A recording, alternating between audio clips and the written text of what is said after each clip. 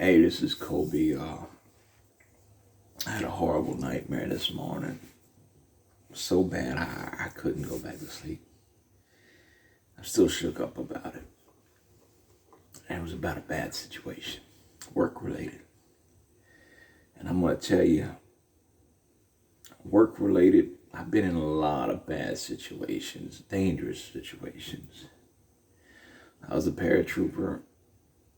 I ran off of people's canopies, right? When you steal their air, your chute collapse, you run off their canopy, and it leaves frogs like that. I've been in planes, lightning struck the wing, the landing gear wouldn't come back, wouldn't go up, jump mostly at night. Yeah. And so when you hit the ground, you're happy. You're happy on the ground, Yes, I've actually kissed the ground.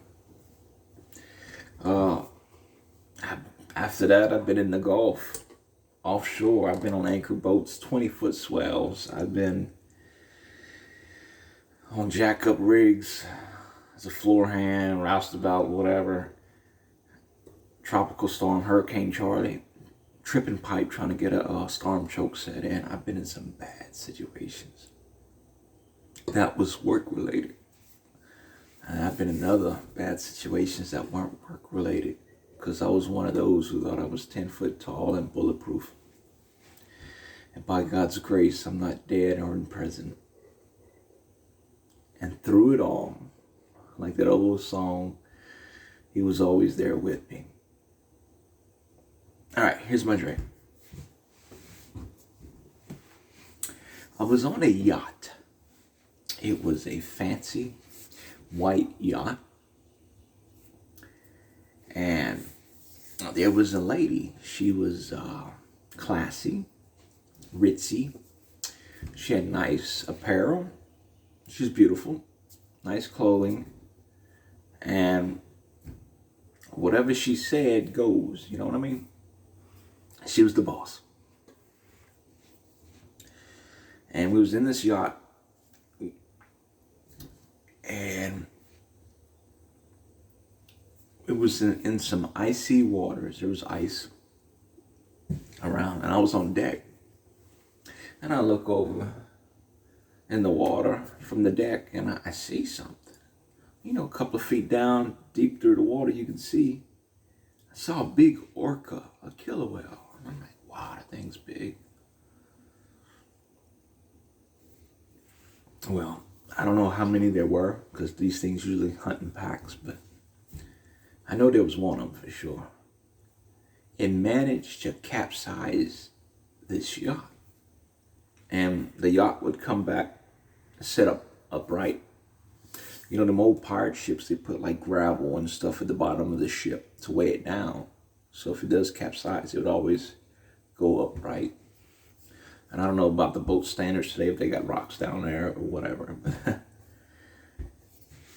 But when it capsized the yacht, people would fly off, those who were on deck and stuff. And they'd try to go after those people. And I had a choice to make. Do I go inside and close the storm doors or whatever you'd call it and seal it?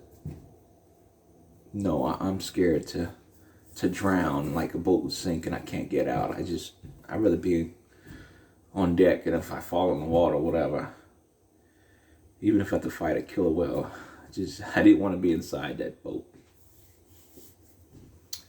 And this happened a couple of times.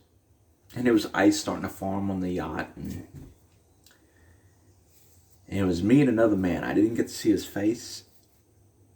But I knew I was a trusted hired hand. And on this boat, and this lady trusted me more than anybody else. So what we decided to do was we put 3 white floaty things in the water. They weren't boats. There was just something. And the goal was to keep this orca away from the others on the boat. And we'd get on this white floaty thing. The orca would actually push us away from the yacht on this floaty thing, flip this thing up in the air, and try to eat you in the air. And then if it didn't eat you, you'd swim back to the yacht and it pushed that floaty thing back to the yacht, waiting for you to do it again. It toyed with you. It hunted you. It played games with you. So me and this other man, we took turns. And let's be real. What's the odds? I mean, somebody's getting eaten. But we was okay with that. As long as he kept it away from the other crew or the other passengers. After I went, it threw me in the air and he jumped out the water to try to eat me. It missed me.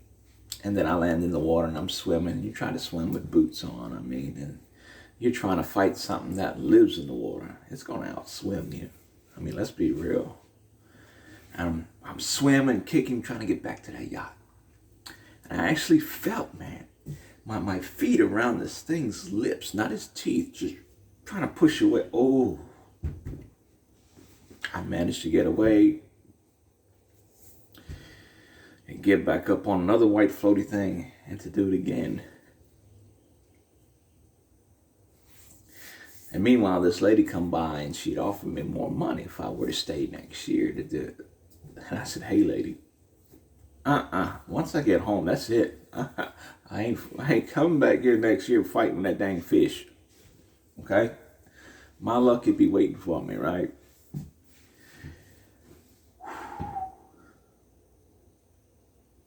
I did see a survival boat. You have them, I don't know what they call them. It's been a long time since I've been out in the water. It's like a capsule life boat. There was people in it. One man was hired, right? The crew was in there and then the passengers. He was hired to sabotage that. Who would want to sabotage a lifeboat in the middle of icy waters with an orca trying to eat people?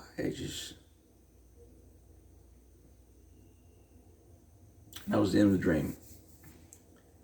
I believe the yacht is purity. I believe the water is the world. And we're on that hard road, the hard waters. And there's things out there that wants you dead. That's going to toy with you. It's going to hunt you down. It's going to find your weakness. It's just going to toy with you. Don't play with the devil, people. He's not your friend. He's out to kill you. He's out to steal, kill, and destroy. He roars around like a roaring lion, seeking who he may devour. Don't play with the devil. He's out to get you. And then while you're on this righteous, narrow path, you're going to face some crazy stuff. But in the end, it's worth it. It's not going to be sweet selling. I'm still praying about the full meaning of the dream. But man, it shook me up because it felt real, man. I love you. Bless you. Bye.